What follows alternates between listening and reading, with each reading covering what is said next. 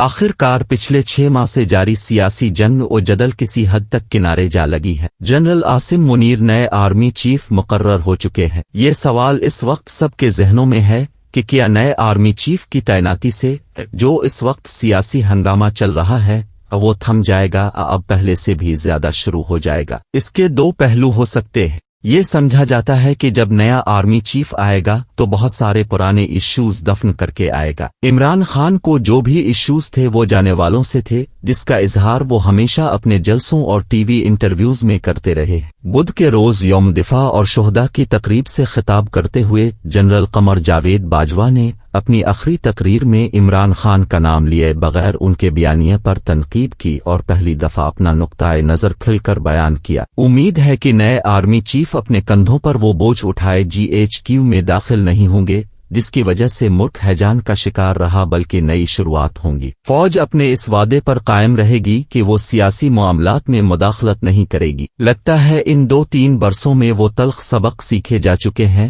جو گزشتہ 40 برسوں میں نہیں سیکھے گئے تھے۔ DGISI جنرل ندیم انجم نے بھی پریس کانفرنس میں برملا کہا تھا کہ سیاست میں مداخلت نہ کرنے کا فیصلہ ہم نے بڑی سوچ سمجھ کے بعد کیا۔ ان کا کہنا تھا کہ اس فیصلے میں فوج کے وہ سب افسران شامل ہیں جنہوں نے اگلے 15 سے 20 برس تک فوج کی قیادت کرنی ہے۔ اس ایک فقرے سے ظاہر ہوتا ہے کہ فوج کے اندر واقعی سیاست میں عدم مداخلت کا احساس گہرا ہوا ہے۔ بدلتے وقت کے ساتھ انہیں یہ احساس ہو چکا ہے کہ سیاست میں مداخلت کے الزام سے ان کی ساکھ شدید متاثر ہو رہی ہے۔ ایک سیاسی گھوڑا جب بڑا ہو کر سیاسی میدان میں بھاگنے دوڑنے کے قابل ہو جاتا ہے تو وہ کچھ عرصہ بعد انہی سے لڑ پڑتا ہے جو اس کے ممدو معاون ہوتے ہیں۔ شنید ہے کہ 80 کی دہائی میں جنرل حمید گل، جنرل ضیاء اور جنرل جیلانی نے نواز شریف پر اس لیے خوب کام کیا تاکہ وہ پنجاب سے بھٹو کی سیاست کو ختم کر سکیں۔ بھٹو کی سیاست کو تو خیر نواز شریف ختم نہ کر سکے کیونکہ وہ کام بعد میں زرداری صاحب نے سر انجام دیا، لیکن اس پورے عمل میں نواز شریف اور مقتدرہ کے درمیان ایسی تلخی پیدا ہوئی جو آج تک دور نہیں ہو سکی۔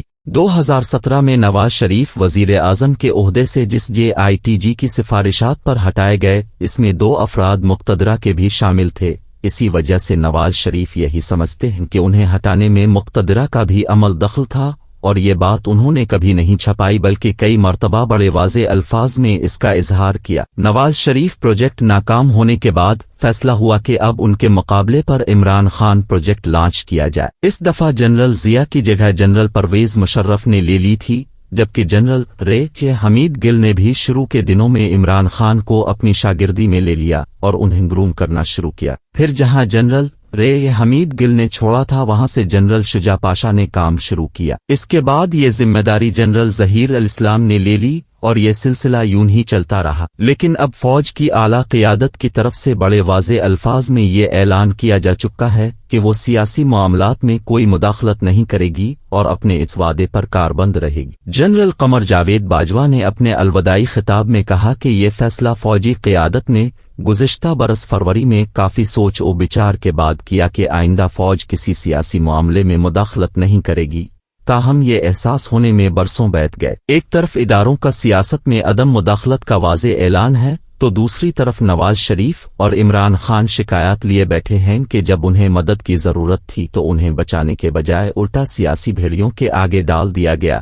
نواز شریف کو مقتدرہ سے اس وقت شکایت پیدا ہوئی جب پاناما سکینڈل سامنے آیا اور 2 اہم افسران کی خدمات سپریم کورٹ کے حکم پر بنائی گئی JIT کے حوالے کی گئی۔ نواز شریف پر شاید واضح ہو چکا تھا کہ اب وہ بچ نہ پائیں گے۔ وہ توقع رکھتے تھے کہ انہیں بچایا جائے گا، لیکن ایسا نہ ہوا اور ہر دفعہ انہیں یہی پیغام ملا کہ عدالتی امور میں کسی طور مداخلت نہیں کی جا سکتی، لیکن یہ بات نواز شریف کیمپ ماننے کو تیار نہ تھا، لہٰذا دوریاں بڑھتی گئیں اور پھر ہم سب نے دیکھا کہ کیسے نواز شریف وزیر اعظم ہاؤس سے نکلے اور وہ دن بھی آیا جب وہ اور مریم نواز اڈیالہ جیل میں جا پہنچے اور عمران خان ملک کے وزیر اعظم بن گئے۔ اس کے بعد نواز شریف اور مریم نواز نے بھی براہ راست مقتدرہ پر لفظی گولہ باری کی۔ یہ شکایات عمران خان کو بھی پیدا ہو گئیں جب تحریک عدم اعتماد کے بعد انہوں نے مقتدرہ سے مدد مانگی۔ وہ کئی دفعہ اپنے جلسوں اور تقریروں میں کہہ چکے ہیں کہ انہوں نے نیوٹرلز کو خود بھی کہا اور اپنے وزیر خزانہ شوکت ترین کو بھی ان کے پاس بھیجا کہ اب یہ کام نہ ہونے دیں۔